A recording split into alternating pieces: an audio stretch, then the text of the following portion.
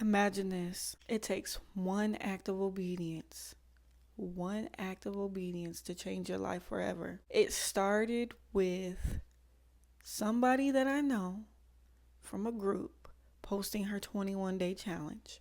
I didn't know what would happen. I was just like, I'll try it. What could possibly happen? And now I am what 10 days in. I don't know how many days in. I'm not even gonna lie. I don't know how many days in we are for this 21-day challenge. And the ideas are just flowing.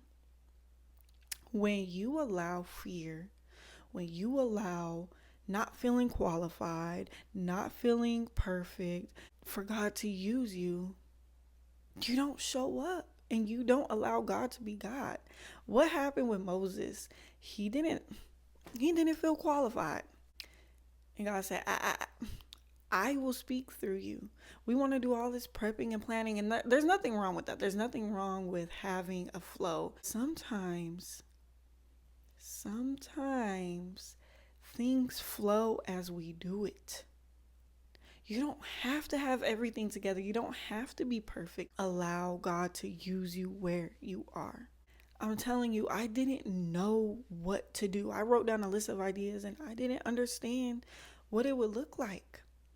But as I showed up and I just got out a notepad and was like, okay, I know I need to do a voiceover for this idea. And when I got the pen, the idea, like the words just like, it was like vomit. It was just like something just, I couldn't even write fast enough. I'm like, okay, hold on now. And then another video idea, I was going to start it one way, but my children, it was a rough day and I had to pivot. But he gave me an idea, which I think the idea that God gave me was the way it was actually supposed to happen. But he was teaching me to know how to pivot. Yes, have a plan, have your mind set on something, but always be ready to move. Always be ready, like if he give you a different word, if you show up wanting to say one thing and he give you a different word, go in that direction. Allow God to fluidly work through you. That's what answering the call is. Are you going to answer the call? Like, baby, we have a calling on our life.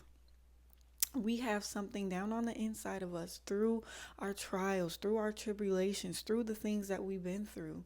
And we have to get out of our minds. We have to stop thinking that everything has to be perfect. Part of the reason why I was so scared to speak is because social anxiety really like limited my vocabulary because I was in my head so much.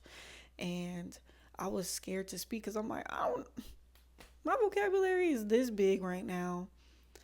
And I feel like I'm not going to be able to get my message across. Imagine if I would still be in my head, like, y'all, when I tell you, I have women reaching out to me daily.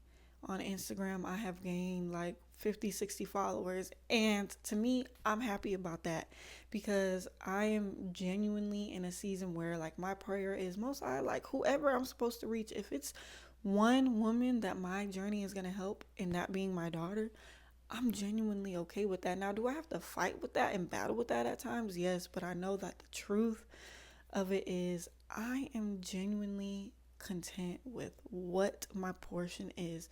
I don't I'm over all that stuff, and I do feel like now that I'm genuinely in that space, he's able to use me. That's why he pruned me for all those years. That's why it was quiet.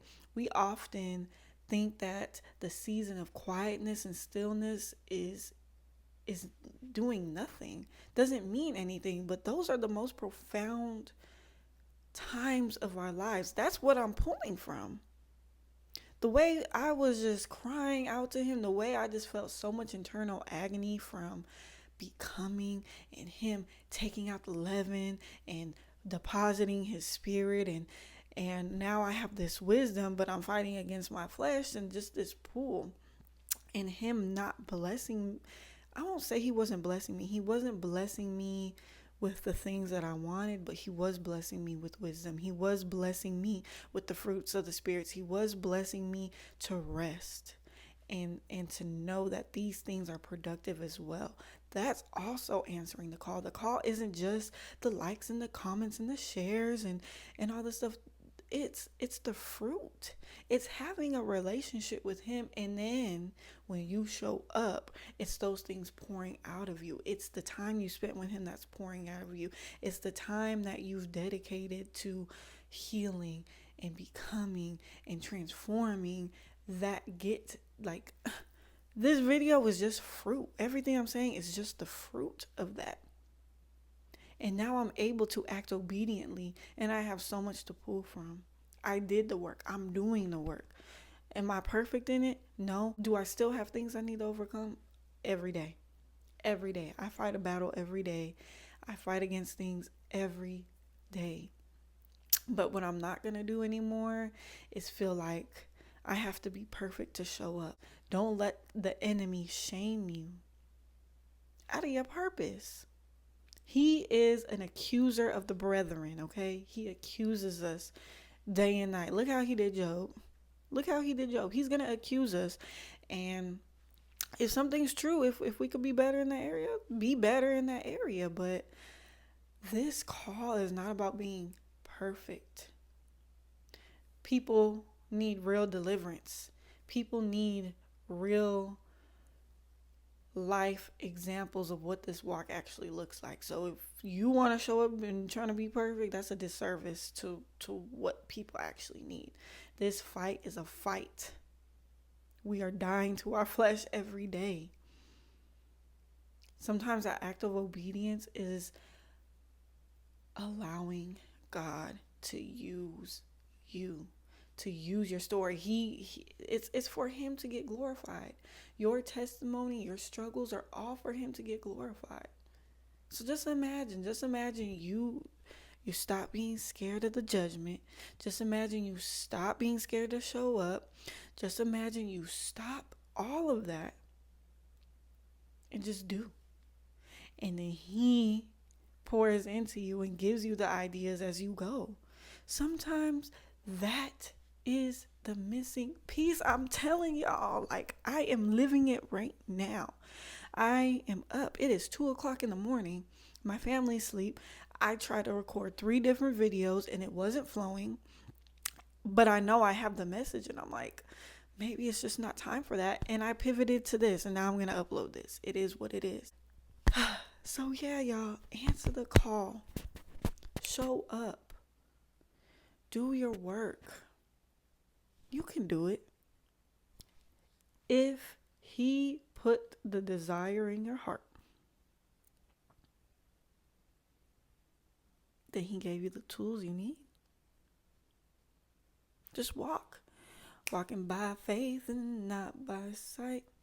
One foot in front of the other. Yes, walk by faith, not by sight. One foot in front of the other. He will guide your steps. He will give you the next idea. Put the camera up. Put the canvas on. Record that song. Pull up the beat. You might not know the direction you want to go in, but once you stand there and you pray over it, you pray over that creativity, ask him to be glorified in all that you're doing, and watch him work through you. You gonna answer the call or what? Because we waiting on you. We waiting on you. God is waiting on you. Get to your purpose. Get to your purpose, baby.